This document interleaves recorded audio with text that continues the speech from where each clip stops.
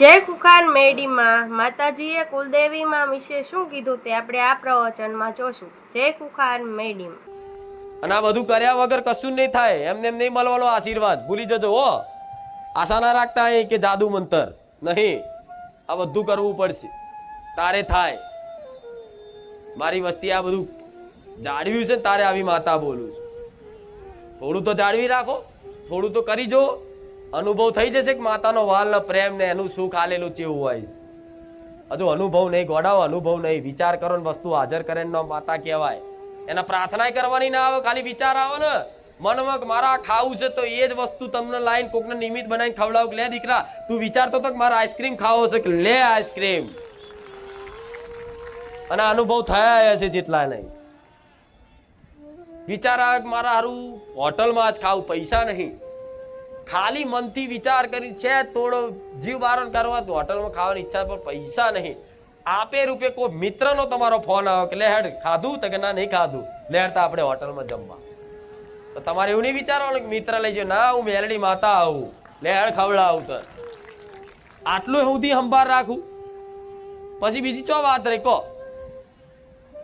ચોક road ઉપર જતા હોય પેટ્રોલ કદાચ પતી ગયું, તમને ખબર ના હોય, મન લાગે કે હારો બહુ તાપ છે, દીકરો બહુ હેડ છે, જો અત્યારે પતી ગયું તો તમને ખબર ના હોય, ધક્કો મારી આલું પેટ્રોલ પંપ ઊંધી.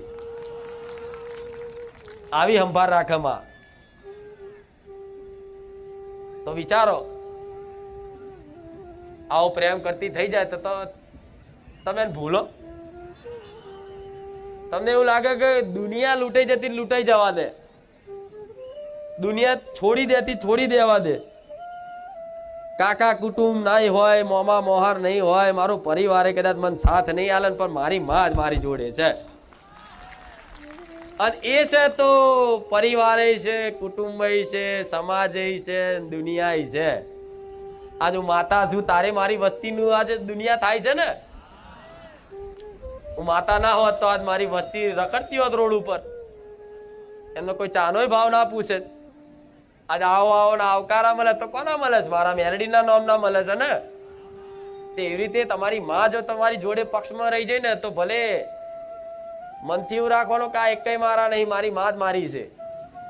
ભલે સંબંધ બધા જો રાખવાના એવું નહીં તો છોડ દેવાના બધા.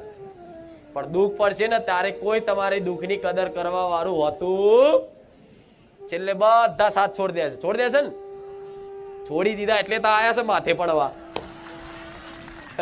કે માં જગત ફર્યા આવતો માં તારો આધાર. માં અમે નોધારા બની ગયા છે, માં અમારું કોઈ નહીં. એટલે કોઈ નહીં તો એટલે તો આયા છો. જો હમણાં બધા હોત તો ના આવત. એટલે માતા જેને લાવવાની હોય ને એને સમીપ લાવવાની કોશિશ કરતી હોય ને જે માતા, એના શું કરે પેલા એવા દુઃખ પડે એવા દુઃખ પડે એવા દુઃખ પડે ને કે ધીરે ધીરે દુઃખમાં બધા સાથ છોડી દે. એ માણસ એકલો પડી જાય ને એને અનુભવ એવો થવા લાગે કે હું એકલો થઈ ગયો, કે મારું કોઈ વાત સમજવા તૈયાર, મારી કોઈ વાત સાંભળવા તૈયાર, આ મારી વેદના હું મારું આ દુઃખ કોને કહું? કોકને કહું તો મારો મજાક ઉડાડે, કોકને કહું તો એ દુઃખની કોઈ કદર નહીં કરતું. કહું તો કોને કહું? તારે ભગવાન માતાજી હોભરે કે બસ કોઈ માતાજી ભગવાન મારી વાત હોભરે અને મારું આ દુઃખ કદાચ હોભરી લે અને આ પ્રાર્થના હોભરી લે તો સારું છે. નકર હવે મારું કોઈ નહીં.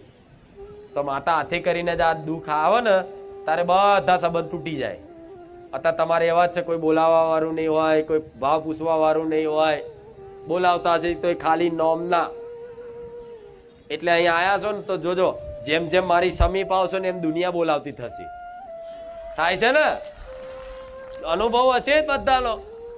જેમ જેમ મારા સમીપ આવતા જશો ભાવથી ભક્તિથી, જેમ જેમ મારા રંગમાં ભક્તિના રંગમાં રંગાતા જશો ને એમ દુનિયા રોમ રોમ કહેતી થશે, દુનિયા આવકાર આલતી થશે, દુનિયા મોન આલતી થશે, દુનિયા કંઈક પૂછતી થશે. જે વ્યક્તિ નતા બોલાવતા એ બોલાવતા થઈ જતા હશે. આ કૃપા છે. પણ એ વાલ કોણ કરે? હું કરું છું. આ તમે મારા દીકરાને કેટલા વાલ કરો ને, એ એમ કે મારે ખાવું છે તો કાલ ઢગલો થઈ જાય ને. વિચારે કાલ આવું છે, ખાલી બોલી દે ને તો ઢગલો થઈ જાય ને. તમે કેટલો વાલ કરો છો ને તો એ તમને પ્રિય લાગે છે ને તો કેમ લાગે? હું મેરડી છું એટલે. અને મારા દીકરાને વાલ અપાવું છું, જે માન સન્માન અલાવું છું, જે બી એને સુખ અપાવું છું, એ તમને નિમિત્ત રાખીને મારા દીકરાને રાજી રાખવા હું જ હલાવું છું. સમજ્યા? એટલે માં દરેક વસ્તુનું ધ્યાન રાખશે. એટલે બસ દરેક રોજના પ્રવચનમાં મારી વાત નવી નવી હોય છે. અને કંઈક એવું છે કે માં હજુ એમને અમારી કુળદેવીની ખબર, તો ધીરજ રાખજો. તમે કુળદેવી નથી જાણતા, પણ તમારી કુળદેવી તમને જાણે છે કે આ મારી વસ્તી છે. ભલે એનું નામ નથી ખબર કે મહાકાળી કે આશાપુરા કે બહુચર કે ચામુંડ કે હરસિદ્ધિ કે હિંગળાજ કે શક્તિ કે ખોડિયાર, તમને ખબર નથી કે મારી કુળદેવી કયા સ્વરૂપની દેવી છે, એનું નામ શું છે, તો નામથી કોઈ મતલબ રાખવાની જરૂર નથી. અત્યારે તમે નથી જાણતા તો કુળદેવી તરીકે આંધળો દીવો કરો. જે મારી કુળદેવી હોય આદ્ય શક્તિ મોનીન કરો. માં તારું અસલ, તારું નામ, તારું સ્વરૂપ કહેજે, તો તારા સ્વરૂપથી તારા નામથી તારી ઉપાસના કરીશું. પણ માં અત્યારે તો હું તને જાણતો નહીં એટલે માં કરીને પોકારું છું. અને ક્યારેય તમે પોતાની માને નામથી બોલાવો છો? ક્યારેય તમે તમારી મમ્મીને નામથી કોઈ એની મમ્મીને બોલાવી? એની માને ક્યારેય કોઈ દીકરા એના નામથી બોલાવી? એ મમ્મી જ કહે છે. તો તમે એને મમ્મી કહો, મને માતાને મમ્મી કહો. મારા નામની શું મતલબ છે? આ શું ખોટું? ભલે ને ભાઈ એ ચામુંડા હોય કે બહુચર હોય કે હરસિદ્ધિ હોય, બધી એક જ છે ને. ભલે નહીં જોડતા તો બહુ વિચલિત નહીં થવું, બહુ દુઃખી નહીં થવું. મને મારી કુળદેવીને ખબર, દીવો ચાલુ છે ને કુળદેવીનો, અને નીતિ નિયમ પાલન કરીને એના જે તે એની તકેદારી અને સંભાળ રાખો છો ટાઈમસર, તો બસ એ કુળદેવી તો ભાવ સ્વીકાર. એ સમયની રાહ જોતી કે મારો દીકરો જેટલી તડપ છે મારા પ્રત્યેની, મને જાણવા પ્રત્યેની, મારા પ્રત્યેનો જેટલો એનો હરખ ને પ્રેમ છે એ ચેક કરી લેશે ને, એટલે સાક્ષાત એના સ્વરૂપે તમને દર્શન આલશે કે હું તારી ચામુંડા, તારી અંબે, તારી ખોડિયા, તારી બહુચર છું. તાર કેટલો હરખ થાય તમને. એટલે આવી કંઈક પેઢી એવી છે કે જેને કુળદેવી નથી ખબર, તો અત્યારે જેને માનતા હોય એને કુળદેવી કરી મોનો. કા પછી તમારે જાણવું હોય તો તમને એવું લાગતું હોય કે આ મારી કુળદેવી ની આના પહેલા કોઈ હશે તો એનો દીવો અલગથી કરો કે મારી કુળદેવી માતાજી. તો જો કદાચ મહાકાળી માતા હશે ને કદાચ કુળદેવી તમને લાગતું હોય કે મહાકાળી મારી નહીં, એના પહેલાંય કોઈ કુળદેવી હોવી જોઈએ, તો કુળદેવીને કરો. અને કદાચ મહાકાળી જ હોય તો હું સપનામાં કહી દે તારી જ મહાકાળી છે. પણ તમારા મનમાં જે સંદેશ છે, શંકા છે, બધી કાઢ નાખી. બરોબર? કેટલા લોકો કુળદેવીનો નિયમ ટાઈમસર દીવાબત્તી કરે છે? બધા બહુ ભલે સારું છે, આટલું તો સુધર્યા. નહીં તો ક્યાં માતાને તો દીવાબત્તી 12 મહિને એકવાર કરો ચાલે કે. એ તો ખાલી પગે લાગી લો એટલે આવી જાય, રોમ રોમ કરી લો એટલે આવી જાય. તો રોમ રોમ શું લ્યા કરવા? તો પછી એવી આળસ આવતી. પરાણે દીવો કરવાનો, મન ના લાગે તો પરાણે કરવાનો. એ અવસ્થા બદલાય તારે દીવાબત્તીની જરૂર નહીં પડતી.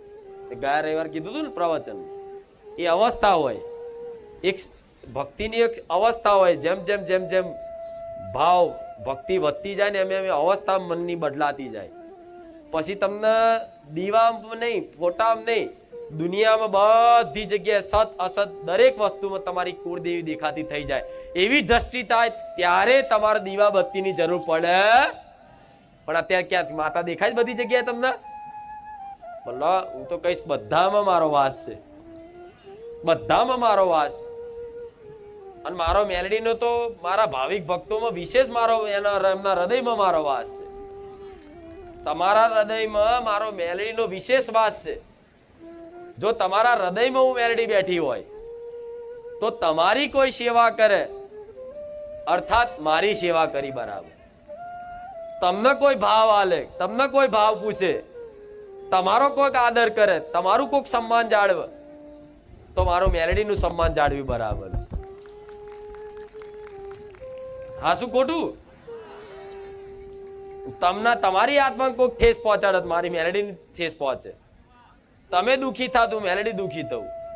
કેમ? તમારા હૃદયમાં વાસ છે મારો. એટલે બસ વધારતો હું તો નોન સ્ટોપ માતા છું.